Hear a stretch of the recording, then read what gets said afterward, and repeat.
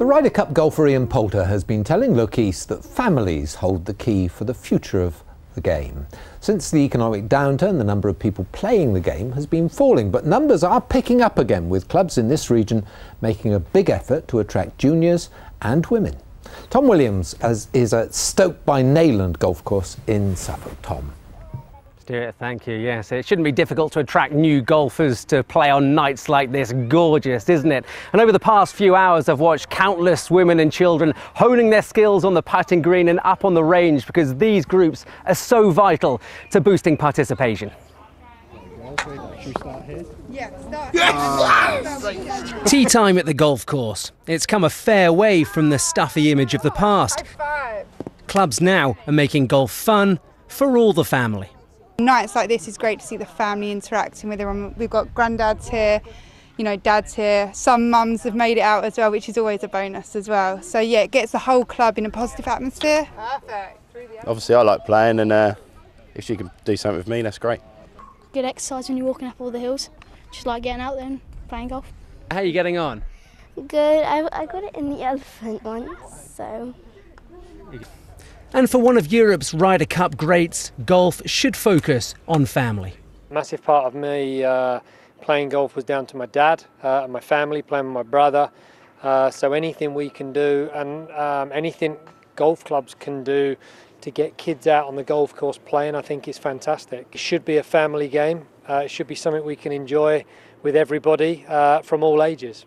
One of the big things that golf has failed to harness is the fact that it can be the ultimate family sport. You know, I can play golf with my father, who's in his 80s, my wife and my teenage son. We can have a 4-ball and we can have really quality family time and have a proper game. And there is no other sport where that's possible. For over a decade, participation has been in decline. The number of people playing golf once a month down a third to just over 1 million. Club membership has also fallen by nearly a quarter to under 500,000. But things are looking up. Numbers have stabilised, and now 20,000 more golfers are playing each month. Membership has risen too, by 65,000 in 3 years. Just 14% of all golfers are female, so for May's National Golf Month there was a real drive to inspire women to play. Golf Sixes was also launched to reach out to a new audience. As pros, we can just keep trying to promote the game of golf, thinking of new concepts. Obviously the Six Series that was on a couple of weeks ago was great fun. We need to try and keep plugging away, finding ways to get more people attracted to the great game of golf that it is we play. Golf's not out of the rough yet, but it's on the right lines. Yeah, gone are the days that Dad will just pop off to the club for 5 or 6 hours. The ever-increasing demands of work and family life means clubs must relax their rules and take a more flexible approach to membership and competition, because these guys are the future. Tom, thank you very much.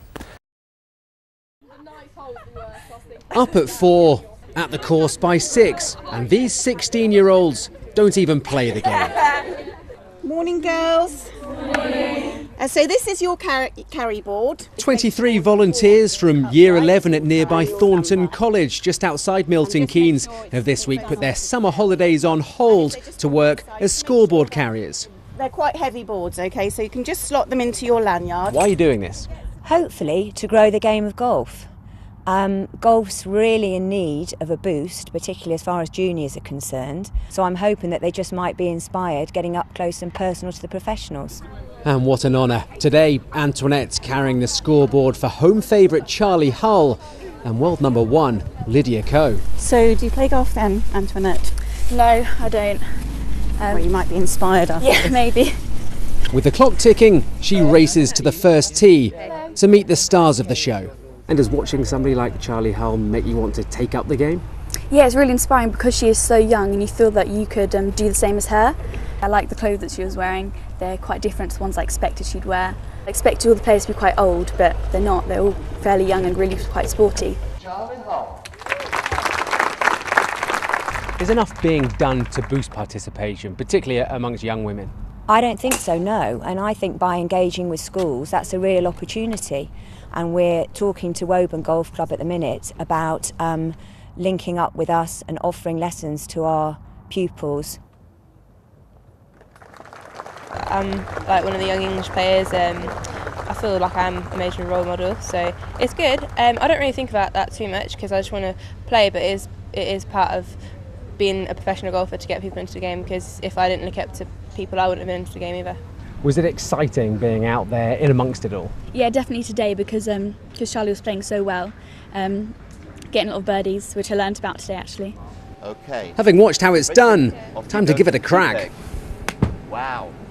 Only 12% of all golfers in this country are women. You fancy giving golf a go? Yeah. Why? I don't know, it's really calming and I think I suit it and it relaxes me. It's kind of perceived to be more of a men's sport, so I'd love to show them that women can actually do something like that.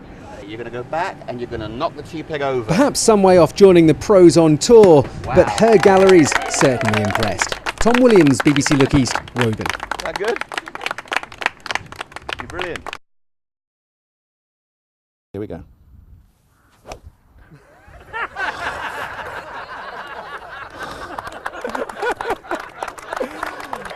Beautiful autumnal day here at Stoke-by-Nayland. Now, I didn't expect a six-time major winner, Sir Nick Faldo, to do that. Didn't get it across the line. It's a lot of work to be done. All the juniors from the Faldo series are currently out on the course, so clearly the man himself's on the range, but he's giving a masterclass to the members here. 20 years of the Faldo series, how did it all begin? Well, it started just with Great Britain. We divided Great Britain up into 6 regions and we played 3 events in each region. We had a grand final. But the series is unique because we have boys and girls and I'm global. I mean, many others look after their own region, but the series is global, which makes it very cool. Fantastic. So it travels all around the world and you've brought the 20th anniversary effectively back home here to Stoke-by-Nayland. Yeah, it was nice to come back to Europe. We were in Germany last year. Supporting the German bid for the Ryder Cup, but brought them back here. Just about lucked out with the weather, so we're delighted. Yeah, I think, and everybody, the kids are happy. They just love to come and compete. They have a great opportunity. We showed them a film last night that if you win your age groups here, you go to our Asia Grand Final, which is going to be in Vietnam next year at a resort of course I designed just north of Da Nang, which is fabulous. Great, well I better let you get back to this masterclass. Let me try and get one a little bit further. Is awaiting. So as Nick mentioned, 40 events around the world, 30 countries in the world. This one's over 3 days, and if you come along, perhaps you can pick up a tip or two from the great man himself. Yeah, here we go.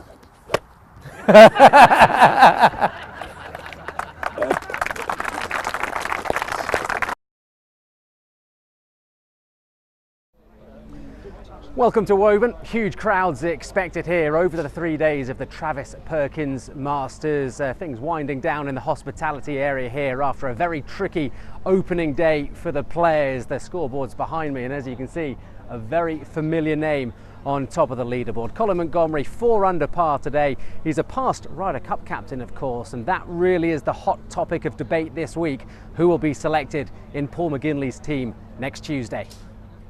On the tee from Scotland, Colin Montgomery. It's become a who's who of golf, the European Senior Tour brimming with talent. Ryder Cup legends as competitive and as classy as ever, this week eyeing up more silverware. With the next Ryder Cup just a month away, the race for selection is tight, it's tense. After failing to qualify, Woburn's finest needs a captain's pick. Ian Poulter's been the talisman of the team in the last couple of matches. Can you imagine the side without him? No, I can't. I mean, I've said it before, but the Ryder Cup from 2012, it shouldn't have Europe. It should have Ian Poulter written on it. There's no. I mean, it was unbelievable. So no, he will. If he didn't get a wild card, I think everyone would boycott the Ryder Cup.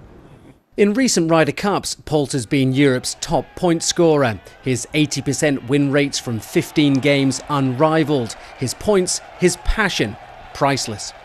He would be tough to leave out, but he is in the mix with about 7 other players. We've got Stevie Gallagher in the mix. He can play his way on the team if he gets in the top 2 in Italy this week. Francesco Molinari's in the mix and he's leading the tournament. So, there's lots of players with their hands up looking for the spots.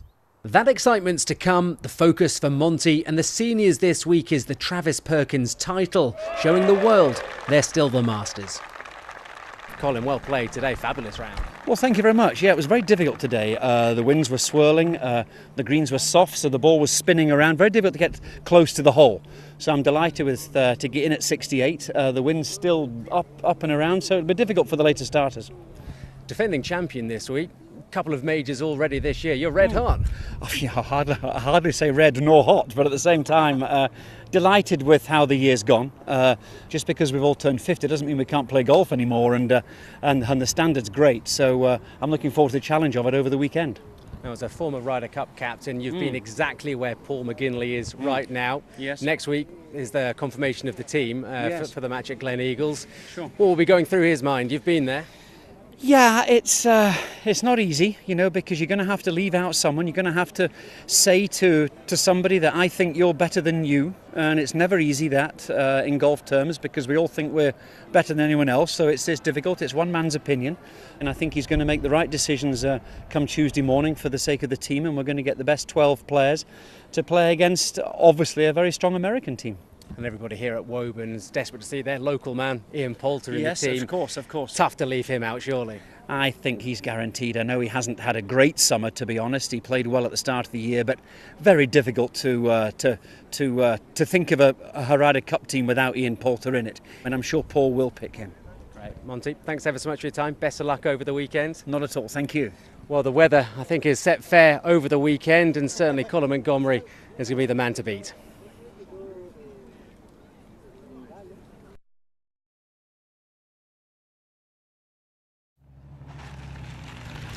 He's the tournament's host, one of golf's glamorous stars, and Ian Poulter arrived in fitting style.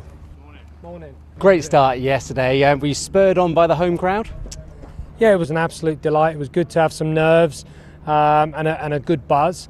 And we're going to have, obviously more people coming on Friday, Saturday, Sunday, especially when we've got weather like this. Yeah, it's gorgeous, isn't it? It must be so special for you hosting a European Tour event at your home club. Yeah, it's amazing. Obviously, a lot of work was put in behind the scenes.